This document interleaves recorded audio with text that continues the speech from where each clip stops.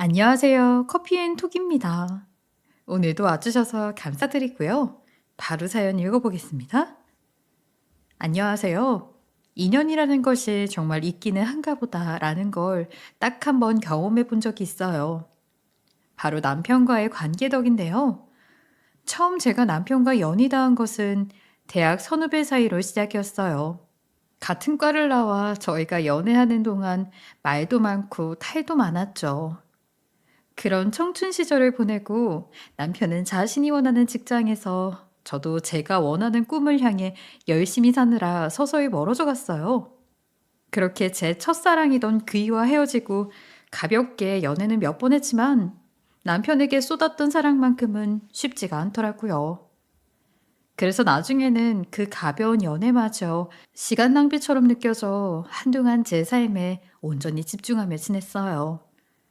그런데 헤어진 지 3년 만에 다시 남편을 만나게 되었고 남편과 저는 처음이자 마지막인 것처럼 뜨겁게 사랑을 했고 결혼까지 꼴이 나게 되었습니다.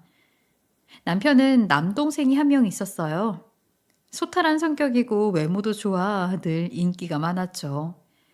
그래서 결혼 정년기보다는 조금 이르게 장가를 가게 되었어요. 저희가 결혼한 지 6년쯤 되었을 무렵 시동생도 결혼식을 올렸거든요. 당시 시동생의 나이가 서른이 채 되지 않았고요. 동서는 중소기업 회장의 막내딸이었는데 위로 오빠들이 두 명이 있었고 동서 부모님이 나이가 40이 넘어서 낳은 고명딸이라 귀여움을 독차지하고 자랐다고 하더군요. 그래서 그런지 시부모님께 하는 것을 봐도 애교가 뚝뚝 흐른다고 느껴질 정도로 귀여움을 떨었어요. 시부모님은 그런 동서를 참 마음에 들어 했고요. 동서의 오빠들은 둘 다 직업도 빵빵했는데 한 명은 은행 지점장, 다른 한 명은 변호사라고 했어요. 동서 부모님은 동서를 금지 오겹으로 키웠고 돈도 많은 집에서 자라서인지 제가 느끼기에는 동서의 콧대가 하늘을 찌르더라고요. 처음부터 동서의 언행이 예사롭지 않다고는 느꼈지만 하늘을 찌르는 그 높은 콧대는 유독 제게만 심했어요. 우리 시부모님은 전기 관련된 사업을 하시는데 전기 증설, 승합, 조명 설치, 누전 공사 등 각종 전기 시공 공사를 모두 도맡아 하셔서 업계에서는 정말 유명했어요. 거기다 시동생의 직업도 어디 내놓아도 당당할 만큼이나 좋은 직업을 가졌고요. 시동생과 동서는 저희 부부와는 달리 서로 비슷한 조건으로 만난 커플이었어요. 그래서인지 동서는 평범한 집안 그리고 평범한 삶을 살아온 저보다 자신이 더 우위에 있다고 여기는 듯했어요. 시부모님은 두 분 다 천성이 착하시고 올곧으신 분이세요. 거기다 처음부터 잘 사셨던 게 아니라 굳은 일부터 시작해 한 단계씩 올라간 분들이라 사람이 얼마나 중요하고 또 소중한지 너무도 잘 아는 분들이었어요. 그렇기 때문에 시부모님은 저한테도 며느리 대우를 정말 잘 해주셨죠. 그 덕에 저는 시집살이도 모르고 지냈어요. 저 또한 이런 시부모님께 최선을 다했기에 우리 집은 그간 아무 문제도 없었어요. 남들은 고부 관계는 어렵다는 둥, 고부 갈등 때문에 골머리가 썩는다는 둥, 그런 말을 할 때 정말 이해가 가지 않았을 정도로 시집살이라는 것에 대한 부담감을 전혀 모르고 지냈어요.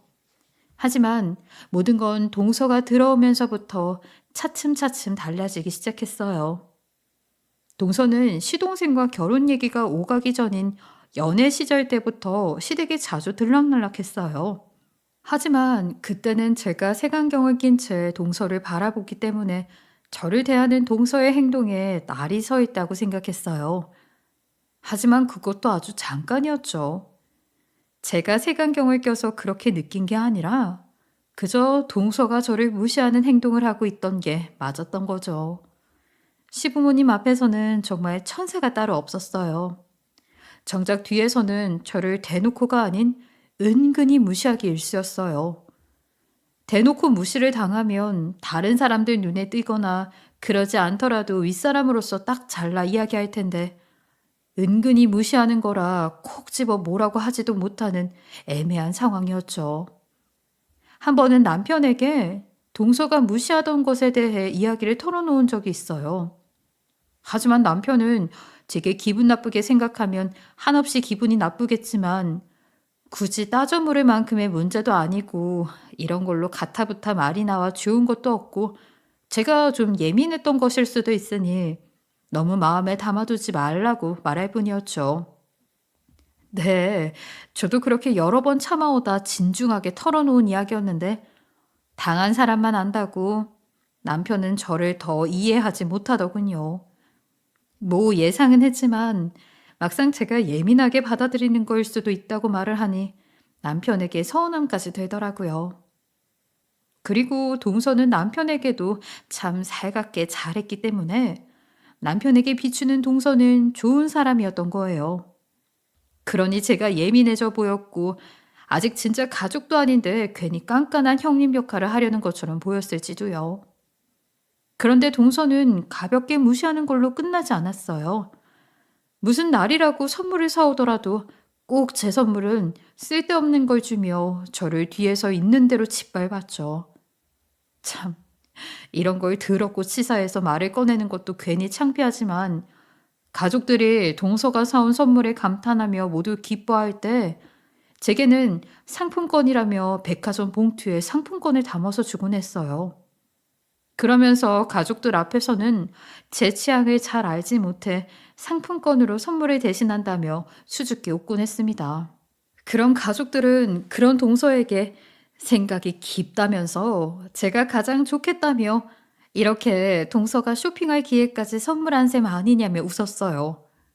여러분들도 똑같이 생각을 하셨겠죠? 상품권이라도 주는 동서가 어디냐, 그만하면 됐지 싶으셨을 거예요. 근데 그 봉투 속에는 대형마트에서 쓸 수 있는 10,000원짜리 상품권 2장이 있었어요. 정말 어이가 없지 않나요? 그리고 작은 편지도 들어있었죠. 그 편지에는 싸구려 패션만 고수하는 분인 것 같아 백화점에서는 제게 어울리는 옷을 찾지 못했다고, 마트에 있을 것 같아 마트 상품권으로 드린다고 티라도 한 장 사입으라고 적혀 있더라고요. 이런 수모에도 꾹 참고 지내던 어느 날 시동생의 결혼 이야기가 오가는 듯 했어요. 그런데 어느 날 돌연 동서와 헤어졌다며 결혼은 없던 걸로 하자고 했고 처음에는 그 소식에 가족들 모두 충격이 컸어요. 하지만 저는 속으로 차라리 잘 됐다 싶었죠. 이대로 동서와의 연도 끝이구나. 시동생이 더 좋은 여자를 만났으면 좋겠다 하고 생각했어요. 그렇게 동서가 나타나기 전에 생활로 돌아간 지 두어 달쯤 지났을 때 갑자기 동서가 울면서 시댁을 찾아왔어요. 그 이유는 시동생의 아이를 임신했다는 것이었고 동서의 임신으로 그 둘은 하는 수 없이 결혼까지 하게 되었습니다. 말이 결혼이지 식도 제대로 치르지 않았어요. 동서가 죽어도 임산부인 상태로 웨딩드레스를 입고 결혼식을 올릴 수 없다고 출산 후에 몸을 만들어 결혼식을 올리고 싶다고 성화였거든요. 처음에는 시부모님께서 그러다가 식도 못 올리고 사는 부부들도 꽤 있다고 말렸지만 동서는 고집을 굽히지 않았고 생애 한 번 가장 예쁜 모습을 담고 싶어하는 동서의 마음을 이해해 그녀 뜻대로 출산을 먼저 하고 나중에 결혼식을 올리기로 했어요. 그렇게 그 둘은 혼인신고부터 하고 같이 살게 되었어요. 저도 임신을 경험해봐서 알지만 임신했을 때 많이 예민해지잖아요. 동서도 점점 예민해지는 듯 했어요. 좋게 말하면 그렇지만 동서가 저를 무시하는 수위가 날로 심해진 거죠. 유독 제게만 난리도 아니었거든요. 시모를 포함한 모든 시댁 식구가 동서의 이런 모습을 모르고 있었어요. 앞서 말했듯 시모는 정말 공평한 분이라 동서랑 저에게 똑같이 잘 대해주셨어요. 그런데 동서는 이런 대우를 늘 못마땅했고요. 하루는 시동생의 승진을 축하하는 의미에서 온 가족이 모여 식사를 했어요. 저희 시모는 며느리가 둘이나 있어도 꼭 자신이 주방에서 모든 것을 하려고 하셨는데 그날은 요리에 시간을 쏟지 말고 온 가족이 즐기면서 보내자고 해서 배달을 시켜 먹었죠. 뒷정리는 당연히 제가 나서서 했는데 동서는 하는 둥 마는 둥 하며 계속 툴툴댔고 제가 그 소리를 듣게 되어 조금 타이르게 됐어요. 입 깎아 치우는데 얼마나 걸린다고 나까지 나서서 거들어야 하냐고. 짜증나 정말. 아, 내가 여기서 이런 거나 해야 되는 게 말이 돼? 형님이랑 같은 대우받는 게 말이나 되냐고. 동서, 그 툴툴대는 거야 그런다고 치지만 하려면 안 들리게 해줘야 하는 거 아니야? 아니, 나랑 같은 대우받는 게 왜 말이 안 되는 건데? 동서나 나나 이 집 며느리인 건 같은데 말이야. 식은 아직 안 올렸어도 이미 혼인신고도 했으니 동서가 손님도 아니잖아. 아니 왜 혼잣말하는 것까지 엿듣고 그래요? 진짜 별꼴이야. 그리고 각기 뭐가 같아요? 형님이랑 저희 집 수준부터가 다른데 이게 말이나 된다고 생각해요? 뻔뻔한 거야, 멍청한 거야? 뭐? 동서 집이 좀 잘 산다고 해도 난 이 집 맏며느리고 동서는 이 집안 둘째 며느리잖아? 내가 윗사람이니 우습게 생각하더라도 속으로 하고 앞에서는 말 가려 해. 속으로 생각하는 것까지 내가 뭐라고 할 수는 없는데 내 귀에 들리게 하면 나도 그냥 넘길 수는 없잖아? 그리고 같은 며느리가 같이 뒷정리하는 건 너무 당연한 거니까 이제 그만 투덜 대. 지금 날 가르치려고 드는 거예요? 그리고 자꾸 뭐가 같다는 거야? 공주랑 하녀가 같은 대우 받는 거 봤어요? 왜 어머님은 공주랑 하녀랑 같은 대우를 하시는 거냐고. 아무리 생각해도 이해가 안 돼. 형님이나 눈치껏 행동하세요. 아시겠어요? 제 신경이 거슬리게 굴지 말라고요. 그렇게 말하고는 대충 하는 척하고 휘만이 가버렸어요. 그러고는 시댁 식구들 앞에서는 천연덕스럽게 제가 가서 쉬라고 했다며 이야기하는데 정말 어이가 없었어요. 물론 임신한 동서를 제가 부려먹을 생각도 없지만 저렇게 안 하려고 용을 쓰고 저와 급을 나누려고 하는 행동 때문에 저 역시 배려를 하고 싶지 않아지더라고요. 그래서 그날도 동서가 제 옆에 있어도 구태여 가서 쉬라는 말을 먼저 건네지 않았어요. 그런데 하는 척하고 일이 곧 끝날 것처럼 보이니 하던 일까지 팽개치고 거실로 나가버린 거예요. 얼추 비슷하게 끝나야 다른 사람들이 별말 안 할 테니까 그런 거였겠죠. 더 황당한 것은 그날 후로 더욱 저를 괴롭히기 시작했다는 거예요. 이게 가족이 할 짓이 맞나 싶을 정도로 말이에요. 시댁 식구들 모르게 뒤에서 어찌나 저를 괴롭히는지 정말 골머리가 썩는다는 말을 이럴 때 하는 거구나 싶었다니까요. 심지어는 자신의 친정엄마까지 대동해 저를 괴롭혔던 적도 있어요. 저는 패밀리 레스토랑에서 매니저로 일하고 있는데 제가 일하는 곳까지 동서 엄마가 찾아왔어요. 처음에는 당연히 방문한 줄 몰랐죠. 그래서 홀 직원이 동서 엄마를 자리에 안내하고 물과 유리잔을 가져다 줬는데 동서 엄마가 고의로 유리잔을 내려두려고 하는 직원의 팔을 쳐 유리잔이 바닥에 떨어져 깨지고 말았어요. 직원은 그런 상황 속에서도 자신의 부주의라며 죄송하다고 고개 숙여 사과드렸죠. 그런데 동서 엄마는 이렇게 조심성 없는 직원이 자신을 안내했다며 매니저 나오라고 고래고래 소리를 질러댔고 그 상황을 전달받은 저는 황급히 수습을 위해 향했어요. 동서 엄마는 저를 보고 콧방귀를 낀 뒤 말도 안 되는 소리를 하더라고요. 이 레스토랑 매니저는 직원 교육을 어떻게 시켰길래 이 모양인가 했더니 사돈댁 며느리였어? 그럼 그렇지. 없는 집 자식이 배워봤자 뭘 얼마나 배웠겠어? 그러니 직원도 덩달아 이러지. 다치지 않으신 것 같아 다행이네요. 그런데 저 없는 집 아니고 평범한 집안 자식이고요. 많이 배워서 호텔 경영으로 유명한 대학 졸업했고요. 우리 직원이 실수한 게 아니라 고의적으로 팔을 쳤다는 걸 본 직원도 있는데요. 공과 사는 구분해야 하고 또 그냥 넘어갈 수는 없어서 한 말씀 드리는데 이렇게 일부러 찾아와 행패 부리시려고 하신 거라면 그만 나가주세요. 지금 하시는 행동 전부 영업방해에 해당하거든요. 뭐야? 지금 날 협박하는 거야? 뭐 이런 게 다 있어? 우리 딸 하는 말이 꼭 맞네. 이 되바라진 것. 시댁에서 우리 딸이랑 똑같은 대우 받으니 뭐라도 됐다 생각하나 보지? 꼴같전 개구이지 마. 주제도 모르고 우리 딸이랑 동급으로 가려고 하지 마라 이 말이야. 네 분수를 알라고. 제 분수든 주제든 그건 제가 정해요. 이곳까지 친히 오셔서 동서 대신에 제게 훈수를 두려고 하시는 거 보면 동서는 아직도 한두 살 어린애처럼 구나 보네요. 너? 내가 지금 말장난이나 하자고 온 줄 아니? 착각하지 마. 내 딸이 니까 걸 상대한다는 자체가 화가 나서 내가 나서서 온 거니까. 더러운 똥을 내 딸의 제 손으로 치우게 둘 순 없잖니, 안 그래? 너 운 좋게 시집 잘 가서 기가 폈나 본데. 이렇게 경고 줄 때 눈치껏 행동해. 말로 알려주는 거 2번은 없어. 이렇게 부모까지 나서서 저를 괴롭힐 일인가 싶기도 했지만 이런 괴롭힘은 이날 이후에도 계속 이어졌고 시간이 흐를수록 혼란스러워졌어요.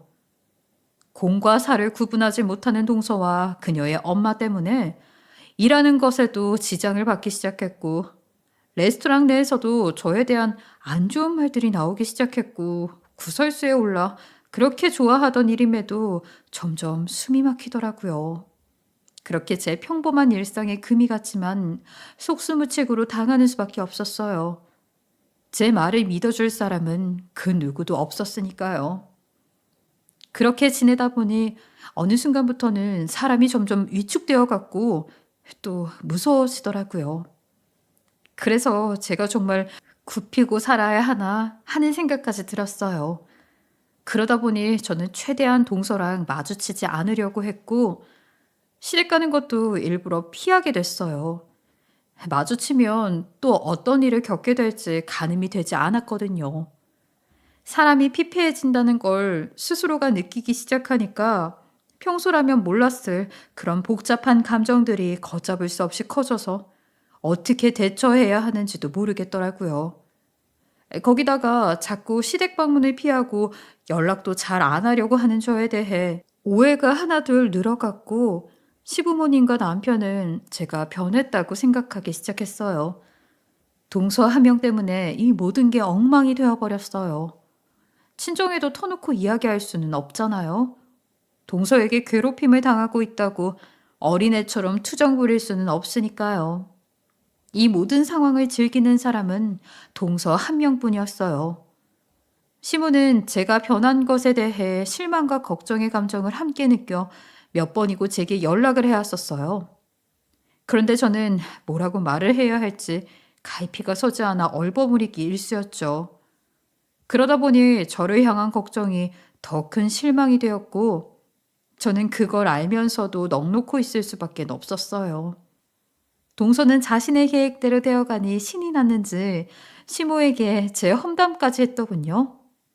제가 왜 이렇게 변한 건지 알면서도 하나도 모르는 척 왜 변했느냐고 묻거나 시댁을 향한 제 진심에 대해 가타부타 말하며 제 진심이 사실은 거짓이었던 것처럼 말을 하기도 했고요.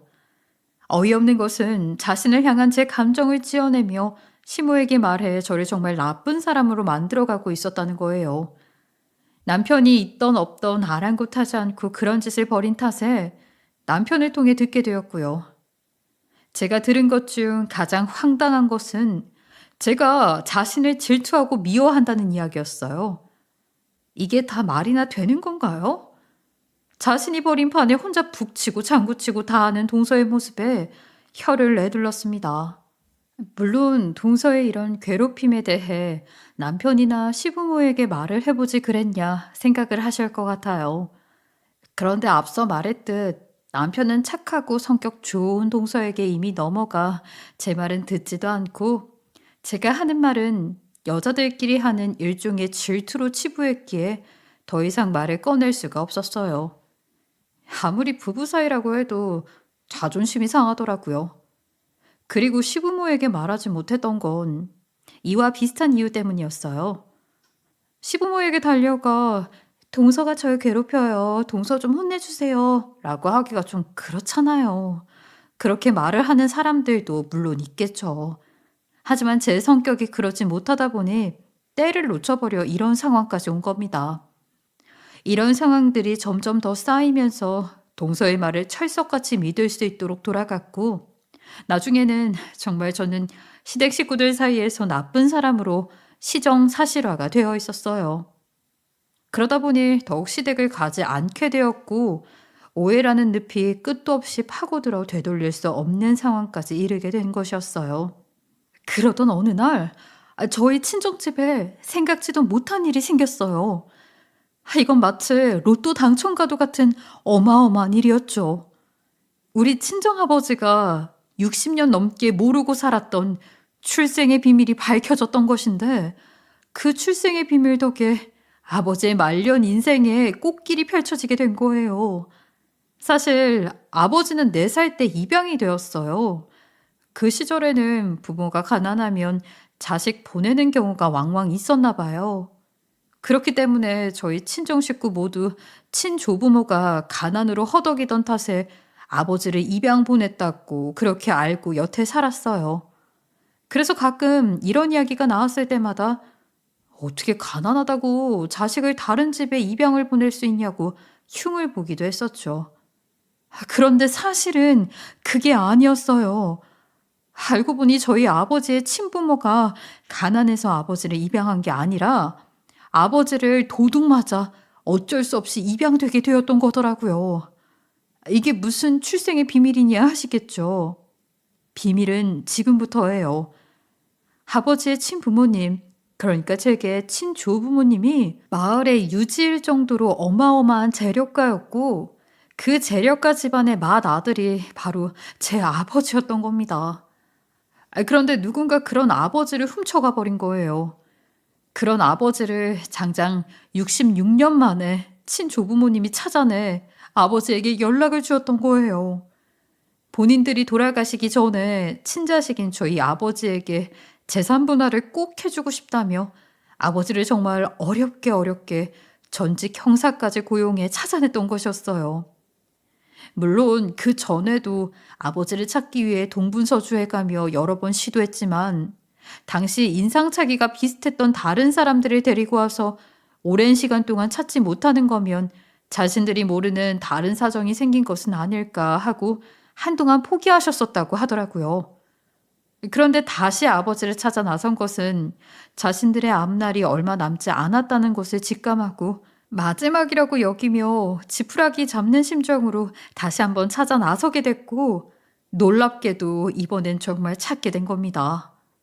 이 모든 이야기는 아버지 또한 머리털 나고 처음 듣는 이야기였어요. 아버지 역시 본인이 입양된 건 알고 있었지만 이런 깊은 속사정이 있을 거라는 걸 전혀 모르고 계셨어요. 아버지 역시 자신의 입양 이유가 지독한 가난 때문이라고 알고 계셨으니까요. 아버지가 친부모님을 뵙고 온 후 얼마 뒤 우리 가족은 감개무량한 마음으로 친할아버지와 할머니를 뵈러 가게 되었어요. 저희를 보고 어찌나 반갑게 맞아주셨는지 모릅니다. 할아버지는 우리 가족에게 그동안 살아오셨던 이야기를 쭉 해주었어요. 그 이야기 속에는 아빠의 형제에 관한 이야기도 있었는데 너무도 가슴이 아팠죠. 친정아버지에게는 밑으로 동생이 셋이나 있었는데 너무 애석하게도 아버지 동생분들을 한 번에 사고로 잃게 되었다는 거예요. 아버지 동생분 셋은 20대 때 함께 해외로 여행을 떠났다가 그곳에서 사고를 당해 한날 한시에 모두 세상을 떠나게 되었다고 하셨어요. 남은 자식까지 모두 한순간에 잃은 조부모님은 깊은 상심에 빠져 한동안 헤어나오지 못하고 슬픔에 잠겨 지내셨다고 해요. 정신을 차린 뒤에는 첫째인 아버지를 찾으려고 안간힘을 쓰셨다고 했어요. 그날 온 식구가 그 슬픔이 전해져서 그리고 이제야 느끼게 된 안도감에 펑펑 눈물을 쏟아냈어요. 친조부모님께서 가슴 쓰리고 외롭게 지내셨을 걸 생각하니 가만히 있을 수 없었고 재산을 다 떠나서 저희는 정말 자주 가서 함께 식사도 하고 좋은 추억을 쌓았어요. 나이가 들면 헛헛하고 외롭고 그런 거잖아요. 그리고 생이별했던 아버지의 빈자리를 지금이라도 채워드리고 싶은 마음도 컸고요. 조부모님께서는 그런 우리 가족에게 큰 감사함을 느낀다고 여러 번 말씀해 주셨어요. 저희는 그런 말을 들을 때면 괜히 뿌듯하더라고요. 조부모님께서는 이제 가족이 생겼고 챙겨주고 싶고 또 작은 성이라고 말씀하시며 아빠에게 꼭 주고픈 게 있는데 자신들이 주는 것은 꼭 거절 말고 받아달라고 부탁을 하셨대요. 주고자 했던 것은 바로 본인들이 그간 일궈둔 재산 중 일부였고 얼떨결에 아버지는 조부모님의 유산 일부를 먼저 받게 되었어요.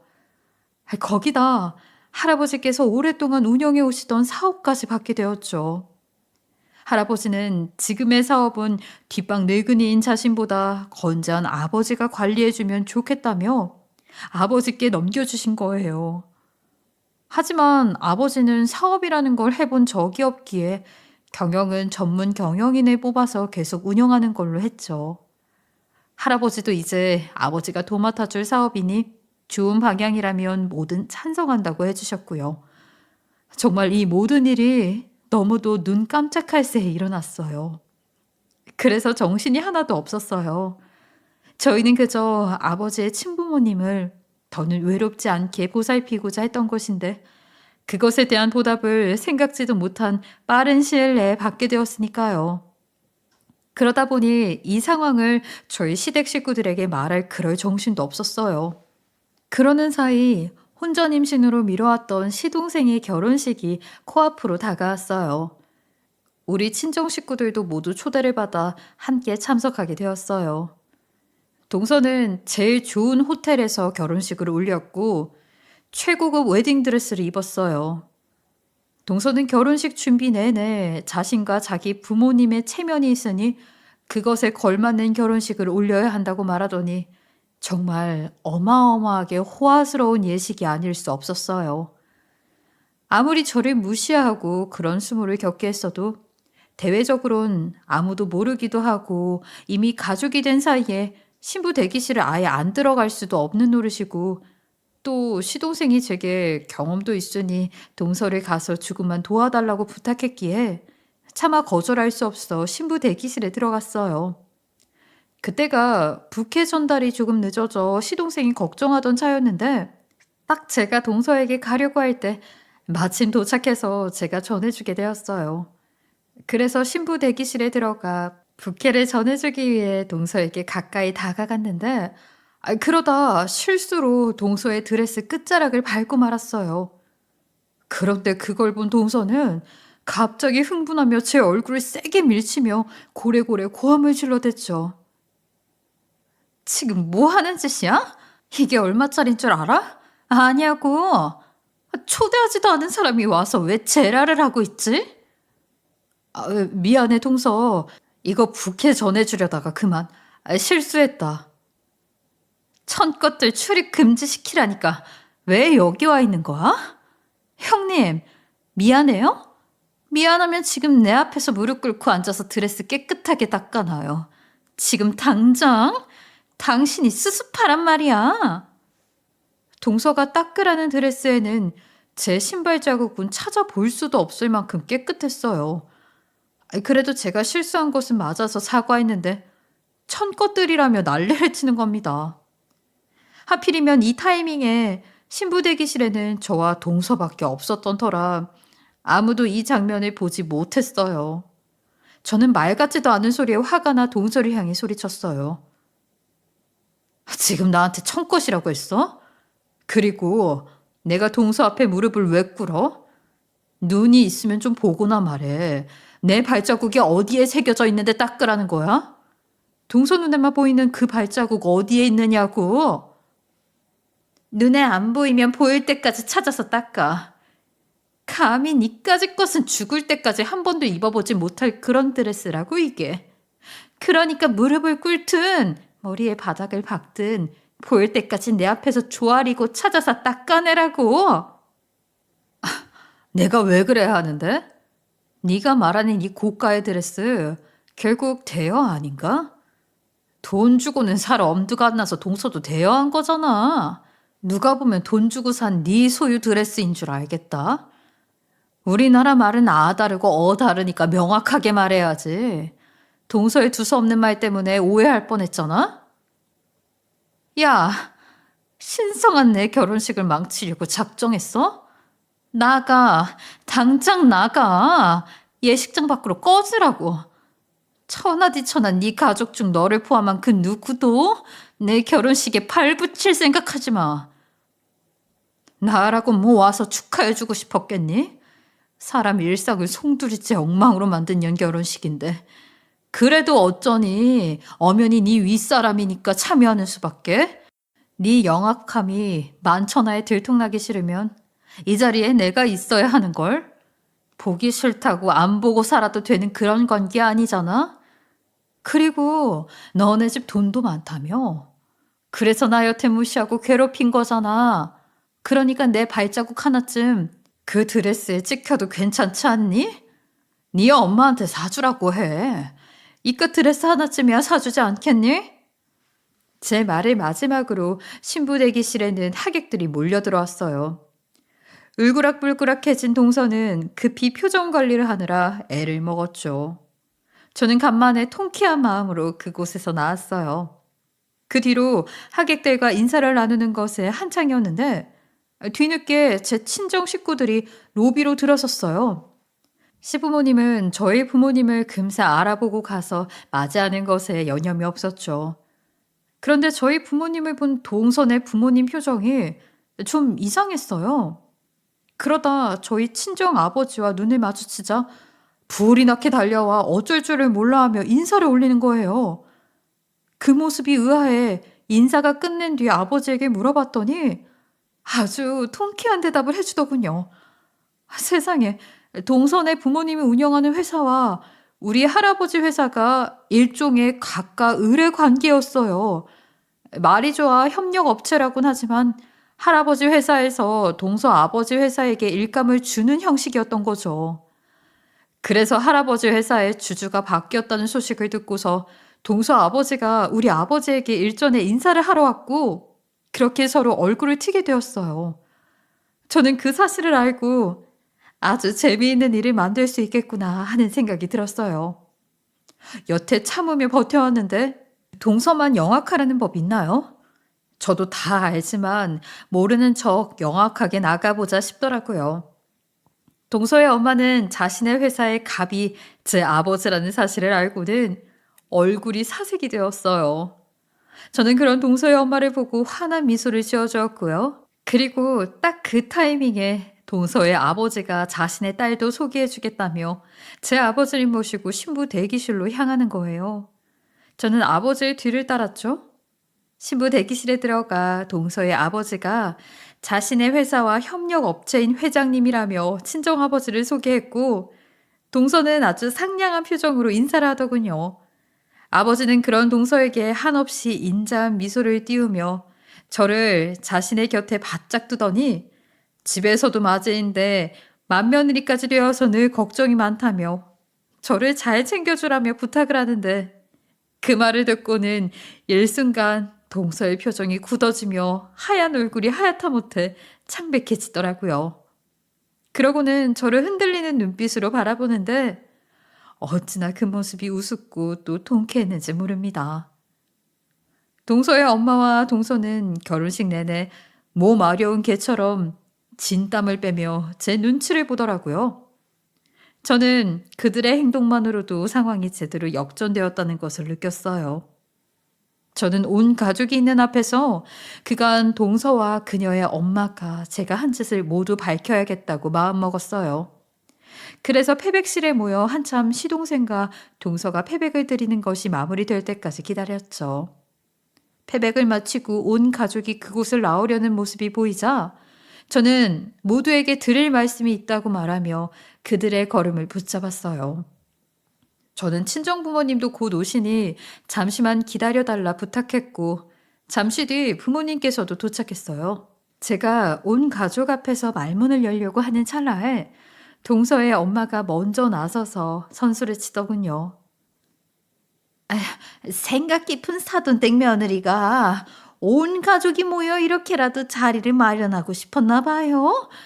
하지만 오늘은 날도 날이니 이만 돌아가고 다음에 좋은 시간, 좋은 자리를 마련해 저희 부부가 한번 대접하죠. 오늘은 사위와 딸이 행복하게 살라고 격려하고 응원하는 자리니 말이에요. 아니요. 온 가족이 모두 모였을 때 드리고 싶은 말씀이 있어서 이러면 안 되는 줄 알지만 이렇게 온 가족을 모았어요. 그리고 제가 하려는 말은 제가 동서와 당신한테 그간 꽤 오랫동안 협박과 괴롭힘을 당했다는 거고요. 형님, 그게 무슨 말씀이에요? 저와 엄마가 형님을 괴롭히다니요. 가당치도 않아요. 변해서 시댁에도 오지 않으셨던 분이 무슨 말씀이에요? 이렇게 분위기를 조장해서 오해를 키우시면 안 되죠. 오해? 아까의 일만 해도 오해는 아니지 않아? 동서, 부케를 건네다 드레스 끝자락을 밟았다며 나한테 동서 앞에서 무릎 꿇고 머리도 박으라며. 어머님, 제가 변했다고 실망하셨죠? 동서와 동서 엄마의 겁박에 무서워서 동서랑 마주치지 않으려고 하다 보니 어쩔 수 없었어요. 그때는 너무도 무서워서 아무 말도 못했어요. 죄송해요. 저는 그동안 동서와 동서의 엄마에게 당한 모든 일을 그 자리를 빌려 다 털어놓았어요. 제 친정 아버지는 그 사실을 알고 분노하며 고함을 지르고 난리도 아니었죠. 그런 아버지를 시모가 말렸고 시모는 그 자리에서 자신이 그동안 무지에 알지 못했다며 미안하다고 제게 사과를 하더군요. 그러고는 동서에게 당장 제게 싹싹 빌라고 엄포를 놓았어요. 하지만 동서는 아랑곳 않고 뻣뻣하게 고개까지 들고는 조금도 숙이려고 하지 않았어요. 그런데 그 순간 제 친정아버지가 참지 못하고 나서서 어쩐지 그동안 제가 힘들어 보였는데 그게 다 이 이유였다니 충격이라며 당장 협력 관계를 파기하겠다고 나섰습니다.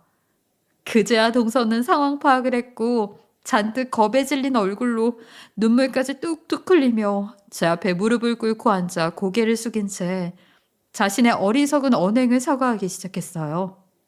이런 동서의 모습에 동서의 잘못이 아니라 자신의 잘못이라며 동서 엄마까지 합세해서는 제 앞에서 머리를 조아린 채로 자신이 더욱 짓궂게 굴라고 동서를 조정했던 거라며 다 자신이 잘못이니 제발 용서해달라고 두 손이 발이 되도록 싹싹 빌어댔어요. 동서의 아버지는 동서와 동서 엄마에게 도대체 자신 몰래 뒤에서 무슨 짓을 벌이고 다닌 거냐며 노발대발 난리도 아니었죠. 결국 동서의 아버지까지 나서서 가족의 언행을 살피지 못해 미안하다고 제게 말했고 친정아버지께도 소중한 자식에게 자신의 가족들이 씻을 수 없는 상처를 준 것에 대해 너무도 죄송스럽다고 하더군요. 하지만 제 아버지는 절대 사과를 받아줄 수 없다고, 그러니 더는 협력 관계를 유지할 수 없다고 하고 자리를 떠나버렸어요. 시모는 동서에게 어떻게 뒤에서 그런 지저분한 짓을 저지를 수 있냐고 하며 동서의 부모님에게도 도대체 어떻게 자식을 교육했으면 이런 사달이 날 수 있냐고 언성을 높였어요. 그리고 시모는 제게 다가와 그동안 얼마나 마음고생이 많았냐며 어른이 되어서 그런 것 하나 알아채지 못하고 내게 실망스럽다며 함께 험담했다고 면목이 없다면서 많이 가슴 아파하셨죠. 그 후 늘 시댁에서 기고만장하던 동서는 더는 기도 못 피는 처지가 되었어요. 시모가 동서를 엄청 시집살이 시켰거든요. 제가 그동안 자신이 아닌 동서에게 시집살이 당했을 걸 생각하면 아직도 분이 안 풀린다며 한 사람 한 사람 그 가치가 얼마나 소중한 건데 우리 집에서 이런 지저분한 일이 일어날 수 있냐며 한동안 이 말씀을 동서에게 못이 박히도록 하며 혼을 냈어요. 아버지 회사와 동서 아버지 회사의 협력 관계는 동서네 집에나 다행인 거겠지만 깨지는 않았어요. 하지만 언젠가는 깨질 위험이 있는 계약이었죠. 동서의 엄마가 몇 날 며칠을 저에게 찾아와 협력 관계가 깨지면 자신은 이혼당한다고 싹싹 빌었고 동서까지 찾아와서는 제발 자신의 집안까지 흔들리지는 않도록 해달라며 애원을 했거든요.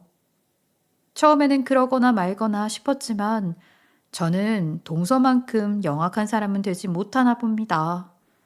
동서의 엄마가 마지막에 무능하고 멍청한 엄마 밑에서 자란 딸이라며 부모는 자식의 거울이라는데 딸이 자신의 못된 성정을 닮아 이렇게 무모한 짓을 함께 저지르게 된 것이라며 이 일로 많은 것을 배웠으니 딱 한 번만 그 배움으로 좋은 모습을 딸아이에게 보여주며 살 수 있도록 해달라고 하더라고요. 그 말을 듣는데 같은 자식 입장에서 부모가 자신으로 인해 엉망이 되는 모습을 본다면 얼마나 가슴이 찢어질까 하는 생각이 들었어요. 그래서 친정아버지께 연락해 협력 관계를 유지해달라고 부탁드렸어요. 처음에는 아버지가 그럴 수 없다고, 아니, 그렇게 당하고도 그런 바보 같은 말을 하고 싶느냐고 화를 내셨어요. 하지만 제 생각을 아버지께 말씀드리니 아버지도 나중에는 말을 아끼시더라고요. 그리고 결국 제 뜻을 존중해 주셨어요. 동서는 시댁에서나 그 뒤에서나 더는 제게 꼼짝도 못하게 되었고요. 아버지가 동서의 아버지에게 연락해 제 부탁으로 이번 일은 넘어가겠다고 했고, 제가 친정아버지에게 부탁했다는 사실을 안 동서는 더는 제 머리 위에 올라오려고 굴지 못했어요. 시어머니도 동서의 말에 힘을 실어주는 일은 원래도 안 했지만 더욱 철저히 하지 않으시게 됐고요. 요즘은 시댁을 자주 방문해요. 시부모님께서는 제게 미안함이 아직 남아있는지 열심히도 챙겨주십니다. 그러지 않아도 괜찮다고 말씀드려도 자신들의 미안함이 조금 느그러지기 전까지만 이렇게라도 챙겨주고 싶다고요. 남편도 일전에 제 편에서 서주지 않고 들어주려고 하지 않았던 것에 대해 많이 반성했다며 열심히 저를 보필해주고 있답니다. 요즘은 이렇게 행복해도 되나 싶을 정도로 원래 일상과 그보다 더 큰 관심을 갖게 되었네요. 그 누구도 자신보다 못난 사람 없다는 것을 이번 일로 동서가 배워서 조카에게는 부끄러운 부모가 아닌 멋진 롤모델이 되길 바라봅니다. 제 이야기 들어주셔서 감사합니다. 지금까지 커피앤톡이었습니다. 오늘도 끝까지 함께 해주셔서 감사하고요. 다음 영상으로 또 찾아뵙겠습니다.